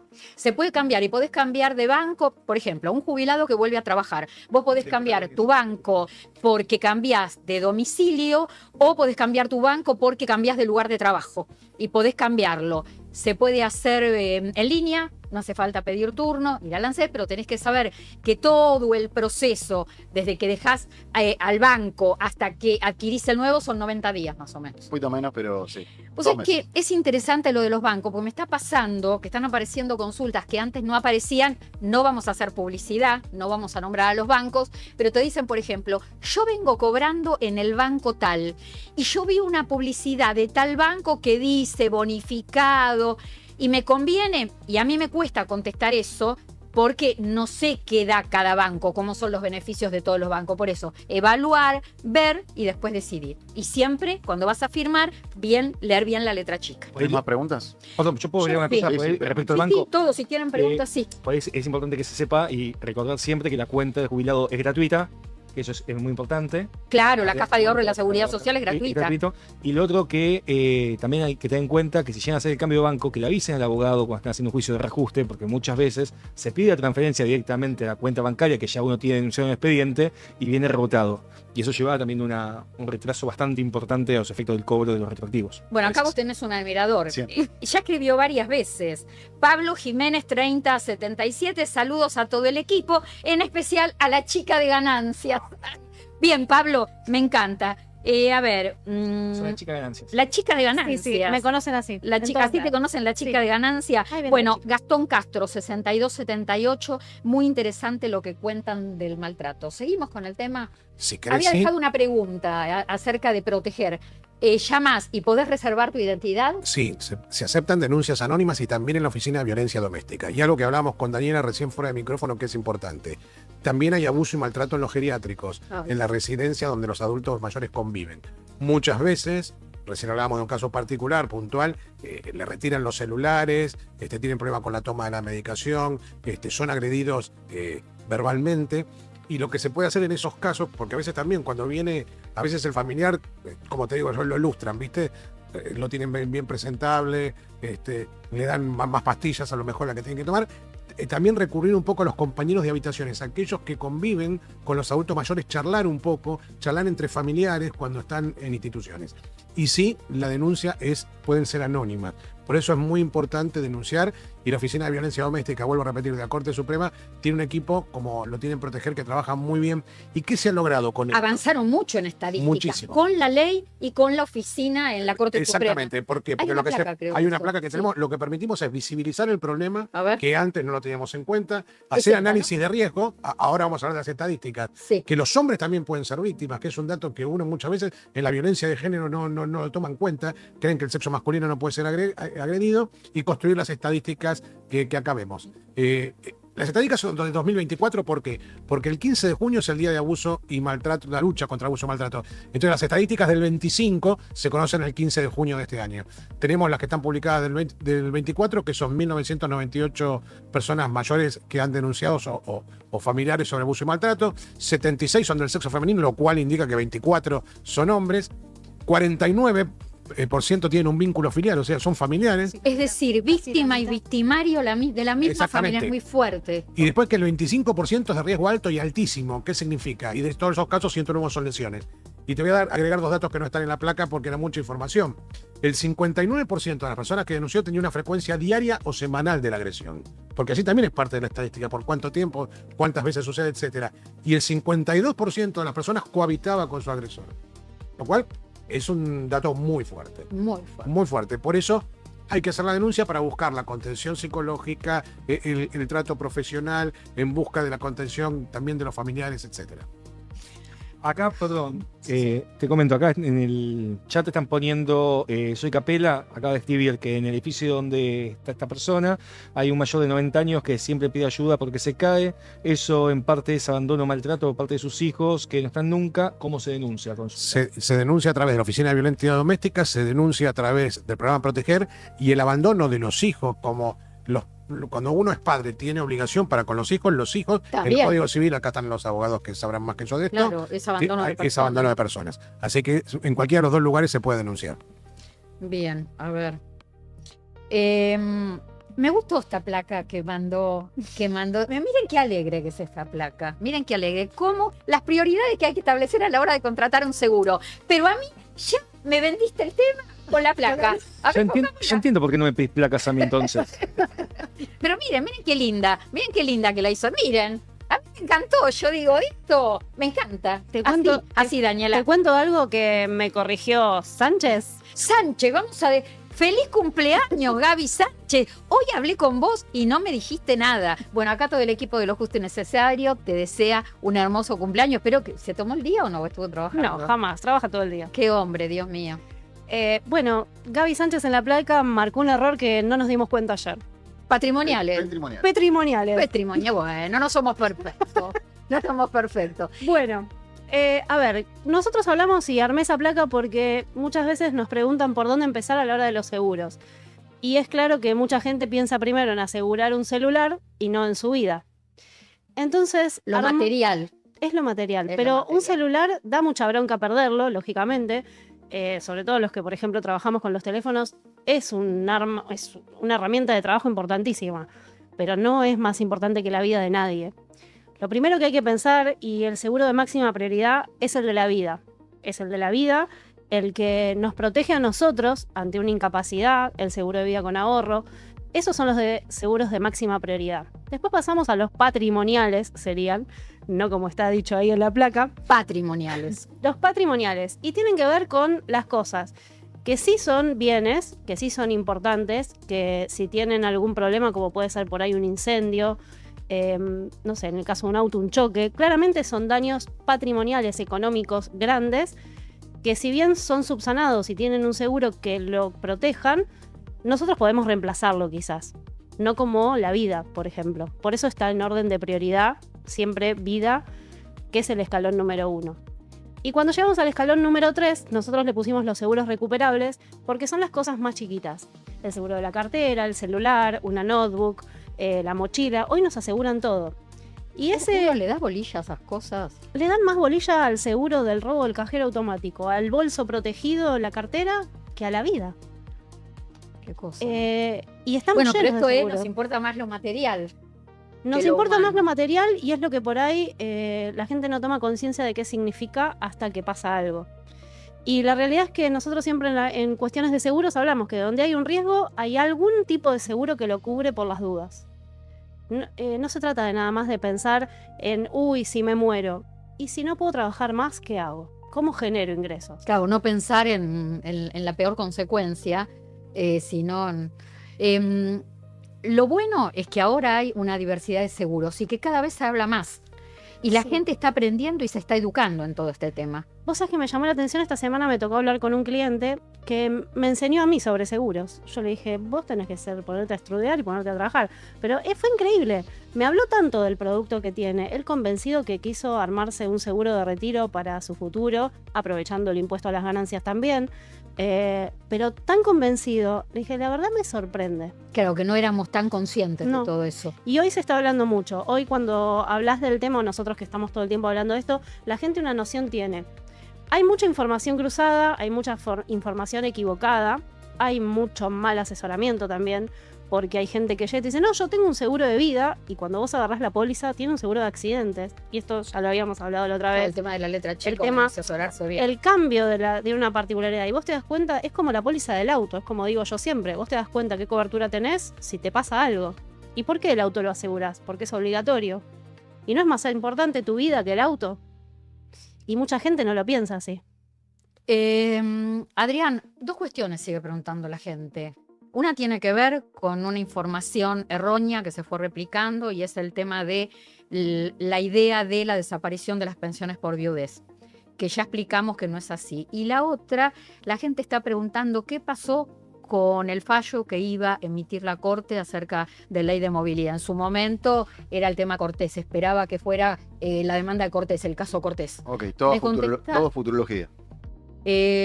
Claro, no hagamos futurología con pensiones por invalidez, con pensiones por viudez. Digamos como es ahora. Pensiones.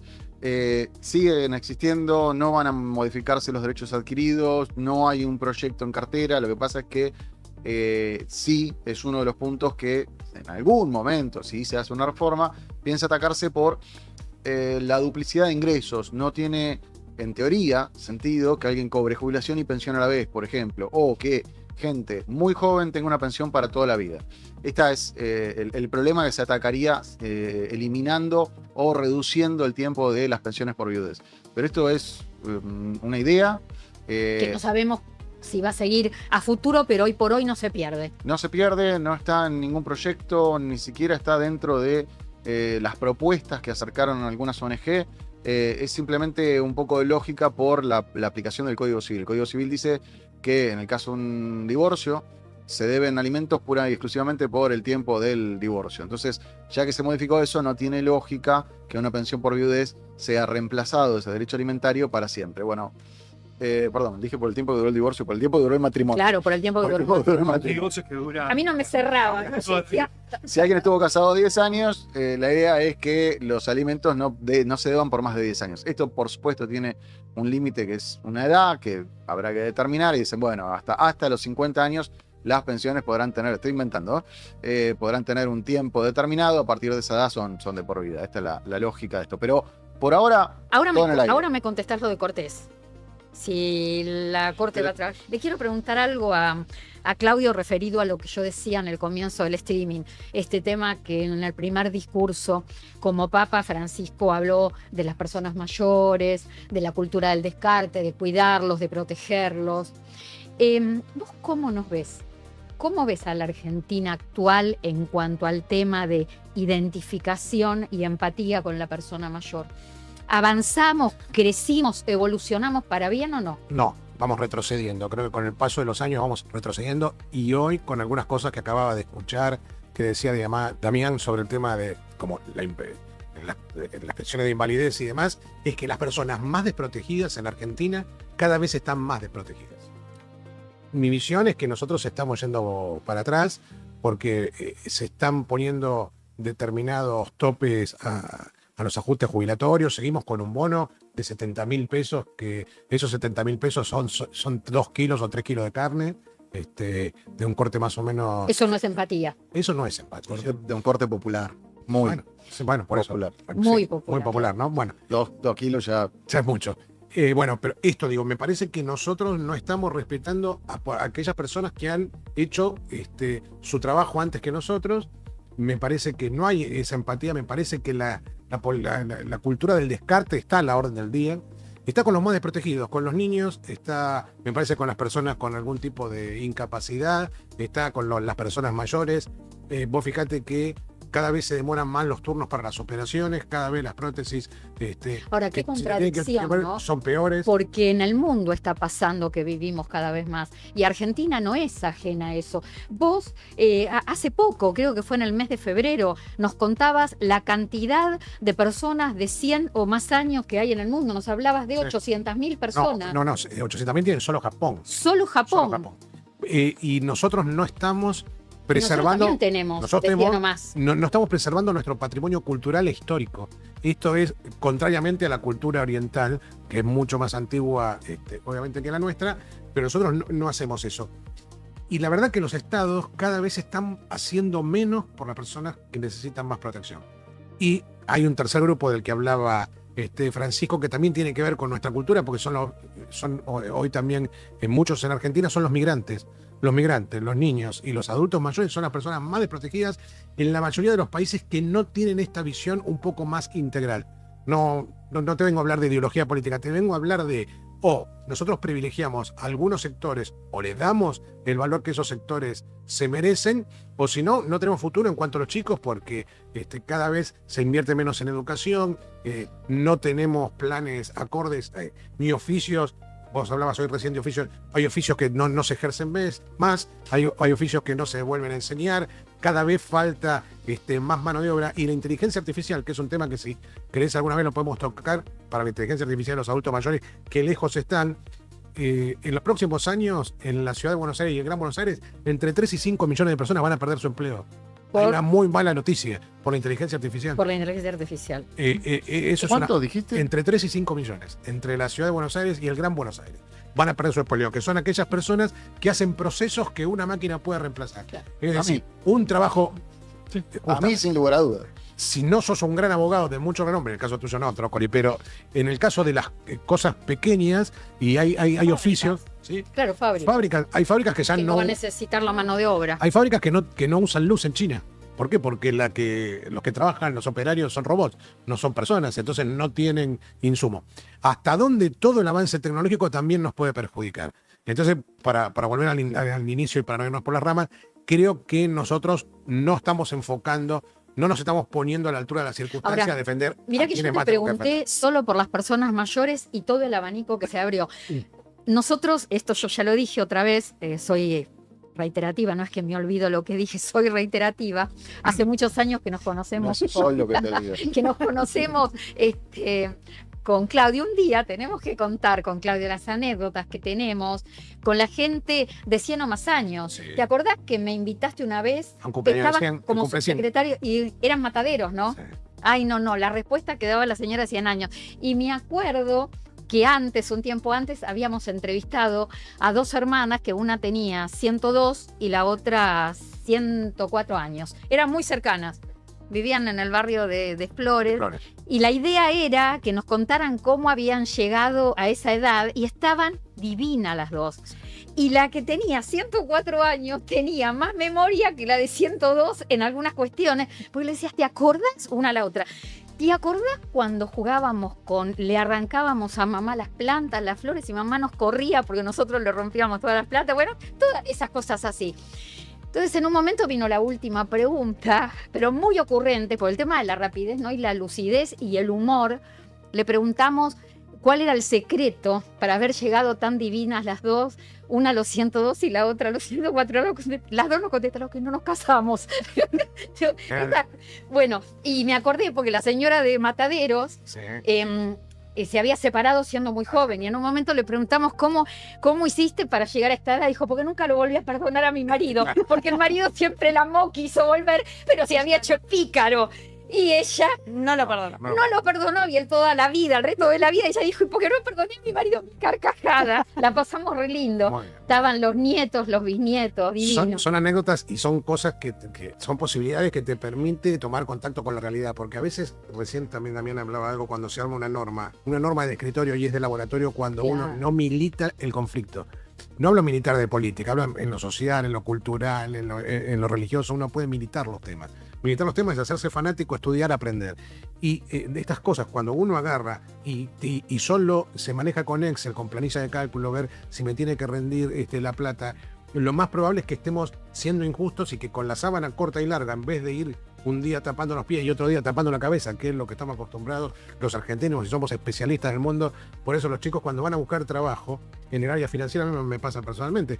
Mi hijo, el primer trabajo que le ofrecen es en finanzas porque era argentino y porque había estudiado en tal escuela. Pues. Entonces dice, no, este seguro que sabe, y bueno, y la verdad que le está yendo bien, por suerte. Pero lo que digo es, nosotros tenemos esa posibilidad de la sábana corta, pero a lo que está pasando el último tiempo, que estamos acortando y estamos destapando los pies, es decir, a la clase más baja. Vos hablabas de la asignación universal por hijo. Es una gran medida, pero ¿cuánto aumentó con respecto a el salario familiar? No, bueno, claro, si lo Y comparas, hoy tenemos... fue una de las asignaciones que más incrementó, pero claro, en la comparativa... Ayer un pierde. canal de noticias que yo no suelo ver, pero que me quedé porque haciendo zapping, estaban haciendo una estadística de gente en calle. ¿Y cuánta gente en calle hay hoy en la ciudad de Buenos Aires y el Gran Buenos Aires que tiene trabajo? Porque lo que se ha inventado en el último periodo es una nueva clase, la clase pobre trabajadora muy pobre. Es un poco lo que hablábamos en Lo Justo y Necesario, Ana 24, con Damián Dipache. No sé si vos te acordás, Adrián, cuando Damián trajo unas placas y ya todo lo que se fragmentó la clase media. La clase media baja, media y media alta. ¿Y cómo cayó la clase Cuando media? tuvimos siempre por historia en la Argentina una sola clase Son media. maneras de medirlo, pero sí, ahora hay un grupo importante de la clase media. Te diría que el grupo más importante dejó de estar en el medio de la clase media y pasó a estar en la base, más cerca de perder el lugar de clase media que de estar firme. Yo quiero comentar algo, le tengo que agradecer a la gente del Ministerio de Capital Humano que me invitó a esta presentación. Bueno, no pude ir porque no salía tiempo del canal y bueno, no llegué, pero bueno, les quiero agradecer porque además de invitarme, de convocarme, me enviaron material y me parece que es un tema que vale la pena destacar. Se presentó Formando Capital Humano, es un portal de aprendizaje y formación que tiene que ver con todos los ciclos de la vida. Me lo anoté porque no quería olvidarme de ninguno de los conceptos que leí, de los que a mí me parecieron importantes y a destacar. Es decir, este portal de aprendizaje y formación, y cuando se realiza una formación, una capacitación, se obtienen certificados y queda registrado en un perfil personal. Esto es en líneas generales de qué trata Formando Capital Humano. Además de que se puede acceder a voucher y a todas las opciones que están dentro de estas plataformas, y de hecho se destaca a los ex Potenciar Trabajo que pueden inscribirse a través de esta plataforma para realizar capacitaciones. La inscripción es a través de la web de Formando Capital Humano, pero antes, en la previa, tienen que registrarse en Mi Argentina para iniciar toda la investigación o la averiguación que tenga que ver con algún curso determinado o alguna actividad. ¿Por qué me parece importante destacar esto y por qué me parece importante que se haya pensado en un portal de estas características? Porque en la Argentina, a los argentinos, hay muchos argentinos a los que les falta una capacitación, un oficio. ¿Y por qué pasó eso? Por error de los gobiernos. Por esto que yo siempre cuento, que fue más fácil que generar trabajo, dar planes sociales que no incentivaban ningún tipo de capacitación, ni desde la educación ni desde el oficio. Y esta gente, toda esta gente que por años cobró planes sociales, no podía salir a competirle a nadie. Y sin posibilidad de tener una capacitación, sin posibilidad de tener un oficio, es imposible progresar. Así que me parece importante desde Capital Humano, que evidentemente lo entendió, lo interpretó. Así que bueno, me parece una muy, muy buena medida. Me gustó lo que leí, me gustó todo lo que me enviaron como contenido, por eso lo preparé para contárselos y transmitírselos, porque muchas veces en estas últimas semanas, desde que se empezó a poner fin a los ex Potenciar Trabajo, mucha gente que no estaba en lo que fue hasta hace poco volver al trabajo, me decía, y yo no cobré nunca Potenciar Trabajo, pero no tengo trabajo. ¿Puedo inscribirme para aprender algún oficio a ver si consigo entrar al mercado laboral? Hasta ese momento no se podía, porque hasta ese momento era como la transición del ex Potenciar Trabajo a volver al trabajo y volver al trabajo por vouchers de capacitación. Pero ahora pueden entrar todos, además de los de los ex Potenciar Trabajo. Yo me rehúso a volver a él. Porque como él es el que... Haces bien. No te hago bien, ¿viste? Qué sensitiva que soy. Tengo a alguien acá al lado. Si querés, te puedo dar una noticia más interesante posible. ¿Tenés una noticia? No, un copete sencillo. Hoy se reunieron. No, igual no te vas a liberar. Ahora volvemos. Hoy se reunieron en la Corte Suprema de Justicia de la Nación, la provincia de Buenos Aires, el Instituto de Previsión de Seguridad Social, reclamándole al ANSES un montón de plata, billones de pesos, 2,9 creo billones de pesos, y llegaron a un acuerdo, que es que se van a poner de acuerdo. Ah, bien. Es buenísimo. Es un buen comienzo. El acuerdo es que le dan 2 meses para presentar una propuesta al ANSES. Esto es importante porque es una de las provincias que tiene más avanzados los juicios contra el Estado Nacional, y tiene que ver con cubrir los déficits de los regímenes provinciales de las cajas no transferidas. Así que por ahora simplemente hay reclamo y propuesta o promesa de propuesta para el mes de junio. Una buena. Muy bueno. Una buena. Que se hayan sentado a hablar, sí, es algo que muy puedan positivo. hablar. Sí, como digamos que la Corte le dijo siéntense. Sí, bueno, está bien. No había mucha. Bueno, de hecho, ni siquiera le dijo siéntense, medio vengan y cuando. Sí, me parece útil, me parece que las auditorías eran absolutamente necesarias, como en todo, pero vienen con una demora de años para poder ponerse a tiro. Bueno, esperemos que de acá a junio tengamos respuesta, por lo menos para la provincia de Buenos Aires, y de ahí supongo va a seguir un lineamiento para el resto de las cajas. Bueno, mientras yo voy buscando a ver si hay algo más para contestar. Esto es importante para todo el mundo porque Claro. define la cantidad de plata que tiene ANSES Por la réplica. y la cantidad de plata que tienen las cajas, así que es significativo. Bueno, a ver, antes de la buena noticia, porque vos me dirás, yo creo que es una buena noticia lo del aumento del nomenclador. Sí, no, Pero espera, decime, ¿quedó algo pendiente de lo de ley de discapacidad y este proyecto para hacer cambios? sí, quedó algo muy importante pendiente. Clara. Decime. Lo más importante de todos es que el Estado decidió sacar, a ver, la ley de discapacidad lo que tiene es un nomenclador de prestaciones médicas, ¿sí? Que tienen que estar cubiertas para todas las personas que tienen un certificado de Ya sé, me discapacidad. vas a decir, ahora me acordé que lo leí. Ese nomenclador viene con dos partes. Una parte son las prestaciones y con otra parte vienen los valores preestablecidos en el cual el Estado dice cuánto hay que pagar por cada prestación médica. Dentro de la idea de libertad que se está llevando adelante, lo que se hace es que ahora las obras sociales negocian directamente con los prestadores, no hay valores fijos ni homogéneos a nivel nacional. Lo que va a generar esto Es más son caos. no solamente más caos, hay varias cuestiones mucho más complejas. Y te No, aporto- no se va a trabajar con un criterio único. no, pero no es ese solamente el problema. El primer problema que tenemos es que cada obra social o cada prepaga va a tener que salir a negociar con cada prestador. Primero, ¿qué es lo que va a suceder si es que el prestador no se pone de acuerdo con la prepaga? Cuestión que va a poder casi ¿Qué puede seguro ocurrir? suceder. Sí. Ahí vamos a tener el mejor de los escenarios para el afiliado, que de última hará un juicio y ahora que no tenemos un tope o no tenemos un valor nomenclado, podremos conseguir un 100% de cobertura en forma integral, en donde antes uno podía conseguir en un juicio por un tema de internación en un hogar permanente, sacamos un 2.8 millones, por ahí hoy podemos obtener la totalidad de la cobertura. Eso podemos ya decir que es el panorama más objetivo judicializándolo. Y el mejor. Y el mejor. Y todas aquellas personas que tienen ya sentencia firme y consentida de amparo en donde dicen las sentencias que les tienen que cubrir el valor del nomenclador, ¿qué le va a cubrir? ¿El precio que va a estar pisado y que no se va a actualizar nunca más? Porque el geriátrico o el hogar permanente o la prestación va a empezar a aumentar. Y después, por sentencia judicial, le van a cubrir los montos que ya están preestablecidos y que no se van a actualizar nunca más. Se la van a pasar haciendo amparos. O no va a haber amparos para eso. Ahí va a haber un problema muy grande, pero vamos a poner un... Yo viste, te dije que fui haciendo un degradé de lo más lindo a lo más feo. Esto no es feo, todo es positivo. Hay otro problema adicional que no se está analizando. Si yo ya no tengo más nomenclador nacional de discapacidad con valores fijos, ¿quién pagaba ese nomenclador de discapacidad? Esa plata era plata de las obras sociales y los agentes de salud que estaban ingresando a través de aportes y contribuciones que ingresaban al Fondo de Garantía de Sustentabilidad del Sistema de Salud. Es decir, no era plata del Estado que pagaban a los prestadores, era plata de las obras sociales, la plata de todos los que nosotros aportamos todos los meses con nuestros recibos de sueldo y demás. Si no está más esos valores del nomenclador, el Estado lo que está rompiendo con esto, indirectamente y sin decirlo, es el sistema de integración. Lo que está rompiendo es absolutamente todo lo que se construyó respecto al tema de discapacidad y de cobertura médica.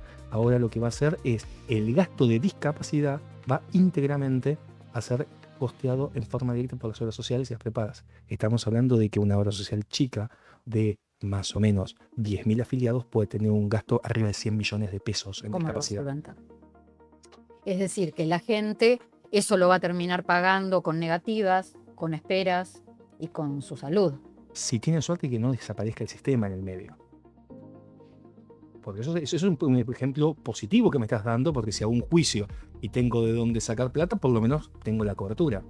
Si hago un juicio y mi obra social desapareció en el camino, porque no va a ser un juicio, van a ser un montón de juicios que van a pedir exactamente lo mismo, ¿qué hacemos? Sin palabras. Este igual es proyecto. Eso es un proyecto, sí. Sí, pero un proyecto que entró por el Senado y no entró por casualidad por el Senado. Es un contexto más favorable para el oficialismo el Senado. Ay, Damián, ¿qué te digo? No, bueno, todo esto. si querés, es igualmente, discúlpame, es el... No era el más grave. No era el más grave, ¿eh? Te digo. todavía. Aparentemente. Te puedo Porque sumar- veo la hoja que sigue. Está largo. Veo que no. ¡Ay, qué audio! No sigue acá. Digo, Tati. Si querés te puedo dar... Pará, te puedo- ¿No quieres cambiar de lugar? tope del top. Pará, Damián. ¿Falta esto todavía? No, falta es el punto 7 el único que falta. ¿Cómo será el punto 7? No entendí. ¿Cuál es tu opinión del proyecto? parece una cosa ¿Positiva o completamente más positivo. No, me parece No, me parece un que excelente está proyecto. como que no puede, no podés todavía creerlo. A ver, vos no te identificás con él en algunas cuestiones o conmigo. Yo me identifico con él cuando leemos algunas medidas o algunos proyectos del tema previsional que lo leemos y lo volvemos a leer y no lo podemos creer y decir, ¿y quién pensó esto? ¿Y cómo no pensaron? No, es que yo- ¿Cómo no es que- pensaron en cuestiones tan obvias? No, Clara, yo tengo que pensar dos cosas. O que no saben, o que es animosamente y perdón por lo que voy a Desinterés decir. total, indiferencia. No, están buscando que se muera la gente.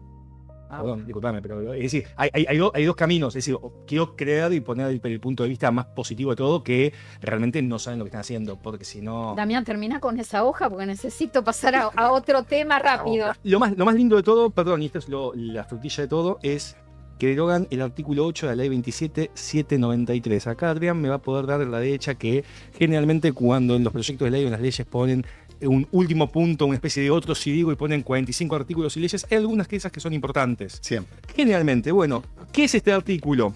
Se potencian uno al otro. Es el lugar, yo necesito, hay que sentarnos preparados. Pero lo importante es que es el artículo, A perdón, partir del martes que viene se sientan. no viene más, Damián no viene más a partir del martes que viene. A ver, lo interesante de esto es que dice lo siguiente este artículo, que la protección de la salud a las personas con discapacidad que son titulares de pensiones no contributivas tienen derecho al programa médico de atención, al PMA, y a la cobertura de salud que garantiza prestaciones básicas. Es decir, lo que automáticamente están haciendo con este artículo es que están sacando el PMO a la persona que tiene pensión no contributiva. Claro.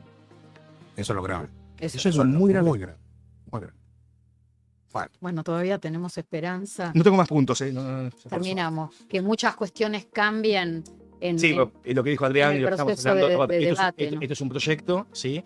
Esto es el proyecto que está llevando hoy una fuerza política, que lo que está pidiendo es la modificación de una ley de emergencia, que también tenía varias falencias y varias complicaciones, que la hemos hablado, les hemos charlado. Es decir, no hay nada que sea perfecto y sea positivo en general. Tenemos un sistema sanitario que está bastante en crisis, con un grupo de personas que hay una gran cantidad de discapacidad, hay una gran cantidad de personas mayores que están siendo muy vulneradas y están habiendo una gran cantidad de patologías nuevas, muy complejas y muy costosas, que lamentablemente como sociedad no tenemos hoy las herramientas para poder ver cómo enfrentar y cómo... A mí me siguen llegando consultas con respecto a este tema del proyecto y yo con vos no quiero hablar más por hoy. Yo quiero terminar y pasar a otra cosa. Y acá me están preguntando qué pasa con el CUD en lo que propone el gobierno y qué se pierde o gana. ¿Dice algo este proyecto del CUD? No. No, No, el CUD sigue. El CUD sigue exactamente igual, eso no lo modifican, lo que únicamente que hacen es que la ley de emergencia de discapacidad lo que generaba era que las personas que tenían pensión no contributiva podían revalidar esa pensión no contributiva con un certificado de discapacidad. Ahí fue cuando se había Bien. generado la confusión de la necesidad del CUD, pero no generó. no, Nos quedan unos minutos, vayan pensando algún tema de cada uno o alguna idea que les haya quedado pendiente. Yo no, Mientras te yo me pregunto, quedo no, antes. no, esto sí, quiero el tema de valor de los aranceles vigentes del sistema de prestaciones básicas, es decir, el El nomenclador nomenclador. de prestaciones por discapacidad aumenta. Un 3.4%, eso es positivo dentro de todo de lo que estamos hablando, siendo que a partir de mayo del 2026 aumenta un 3.4% los valores del nomenclador de discapacidad y van a ser aplicados a partir de toda facturación que presenten los prestadores en abril del 2026. Esto es por el número de inflación de marzo. El número de inflación de marzo, sí. Tenemos el problema de ese resabio que en este caso salió a favor de la gente, vos me pasaste 3,88, si mal no me acuerdo. 3,38. 3,38. Lo Y vos redondeaba me dijiste no, 3,40. 3,3. Sí. En realidad la inflación fue 3,38 3,38. y vos lo redondeaste, Sí, está bien. redondeaban 3,40, tiene ese problema del Estado, no sé por qué motivo le sacan el último decimal, acá lo mandaron para arriba. Pero Bien, acá lo mandaron para arriba. En la actualización de jubilaciones y pensiones, no es 3,4, no es 3,40, Esto 3,38. pasa todos los meses en la actualización que hace ANSES. Utiliza el índice con 2 dígitos decimales, por eso no suele coincidir con la publicación que hace para los medios el INDEC, que es con un solo dígito decimal, hay un redondeo menos. No es una diferencia enorme, pero se nota. Para el cálculo fino, especialmente el acumulado de muchos meses, hay que utilizar 2 dígitos decimales. Trócoli, ¿vos estás el sábado en A24, lo justo y necesario, a la 1 del mediodía? No sé. No, me tenés que decir sí o no, porque No, buscamos... creo que no. No, es decir que tampoco el otro martes, entonces. Creo que no. Bueno, ¿quién va a venir? Martín, Ah, listo, a Martín lo queremos. me quedó contestarte Mirá lo que de... uno de estos días nos quedamos con Martín. Mirá que uno de estos días, Gaby, nos quedamos con Daniela de Chiara, ¿eh? No hay Porque ningún nosotros problema. nos encariñamos. con la chica de ganancias. La chica ganancia. La chica de ganancia. Me quedó contestarte lo de... Lo de Cortés. Hay Lo último de ustedes. 4 o 5 fallos expedientes que están en corte con fallos sobre movilidad, principalmente los decretos de 2020, que se dio la movilidad por decreto, y el periodo posterior de la ley de Alberto Fernández. Esto siguen estando a la espera de que el Procurador General dictamine algo al respecto. Es un paso previo, un poco administrativo, un poco burocrático, tiene mucho sentido desde el derecho. Todavía no hay respuesta. Y aún así, cuando haya un dictamen, porque si hubiera un dictamen hoy, esto no le da un plazo a la Corte y no hay, en principio, razones para pensar que vaya a salir pronto. Bien, Salva Castro, coincido con Claudio que no hay interés por los oficios que deberían ser obligatorios en los colegios, sean o no, creo que quiso poner técnicos.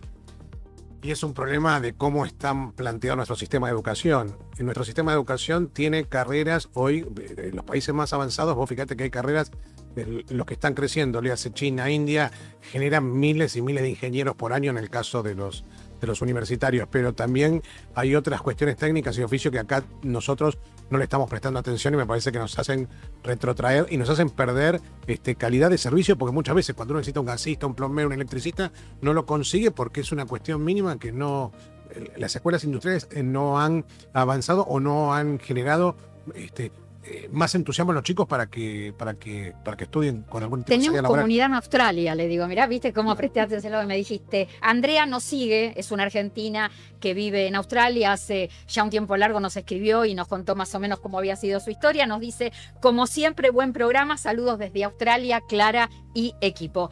¿Algo que haya quedado pendiente? Bueno, a los monotributistas de las categorías A, B y C, ya que van a tener esta baja de la quita de ingresos brutos, yo les diría que aprovechen ese poquito de plata que pagaban de ingresos brutos y la inviertan en un seguro de retiro, porque solamente están aportando 15.000 pesos por mes para jubilación. Entonces me parece que es una buena herramienta en este momento. Adrián, quizá esto vos lo podés contestar, yo no lo sé. Mercedes nos escribe, ahora estoy leyendo algunos mensajes que nos llegan por WhatsApp al 11 50 52 09 44. Hola, ¿dónde puedo estudiar tema previsional? Me habla de una carrera de grado, me gustaría aprender. No, carrera de grado, primero abogado. Esto para Seguramente arrancar. capaz ya lo es. Entonces es posgrado. Ahí está. No sé decirte. Recomendar es complicado. Exactamente, me da miedo. Yo te sugiero una donde yo estudié, que es la OIS. Ah, Bueno, bien, Yo Sí, pude sí, sí. hacer el máster de seguridad social en la OIS. bien. Me Bueno. gustaría un día seguirte en ese... Sí, bueno, fue una de mis tantas cosas que hice. Bueno, nos tenemos que ir despidiendo, bueno, ya falta poquito, les recordamos entonces todos los contenidos los pueden encontrar en el Instagram, @clarasalguero.ok, TikTok Clara Salguero, 11 50 52 09 44, lo que les digo siempre, por favor, dejen mensaje de texto, no llamen por teléfono ni dejen mensajes de audio porque no les vamos a poder contestar y tengan paciencia porque son muchos los mensajes que vinieron entrando en estos últimos 15 días. En el medio tuvimos problema con la línea telefónica que de hecho ustedes verán que hay una línea nueva, pero por suerte pudimos recuperar todos los mensajes que habían quedado en la otra línea que ya no existe más, porque es esta la que vale. Gracias, Adrián Trócoli. Felices vacaciones, te digo. No, son 3 días, no son vacaciones. Ah, bueno, vacaciones cortitas. Sí. ¿Sí? Fin de semana largo. Bueno, bien. Ah, viene un fin de semana largo. No, Vos, yo me... ¿Te lo invento? lo hace largo. Turística. Dios. Damián Alegre, muchas gracias, Claudio. Gracias, Daniela. Nos reencontramos con Daniela la semana que viene, con Claudio Romero también, con Damián. Ay, no se lo voy a pensar, Damián. De la misma manera, pero de la única manera que me convencé, que si me decís, en estos días tengo buena noticia, y yo te digo, porque nos dejaste a todos, quedamos como agotados. Me imagino cómo estarás vos. No, bueno. Y nosotros estamos agotados de escucharte, imagínate vos de leer el proyecto de ley. Imagínate mi familia. Cla- Que me manda para acá para no escucharme. Ay, Dios. Tu madre hace lo mismo, se dedica exactamente Sí, a lo sí, mismo. Así que bueno, ya queda ahí. Trócoli, bueno, no te vemos en estos días, así que lo vamos a recibir con los brazos abiertos a Martín. Lo queremos a Martín Bueno, Ugalde también. Bueno, descansa, En eso estoy. que te vaya lindo. Empiezo ya. ¿Ya? Bueno, ya, perfecto. Y nosotros, por supuesto, nos reencontramos el próximo sábado a partir de la 1 del mediodía en A24 con lo justo y necesario. Chao, gracias por la compañía. Que todo es posible, si sigo mis sueños nada es imposible. Lo justo y necesario.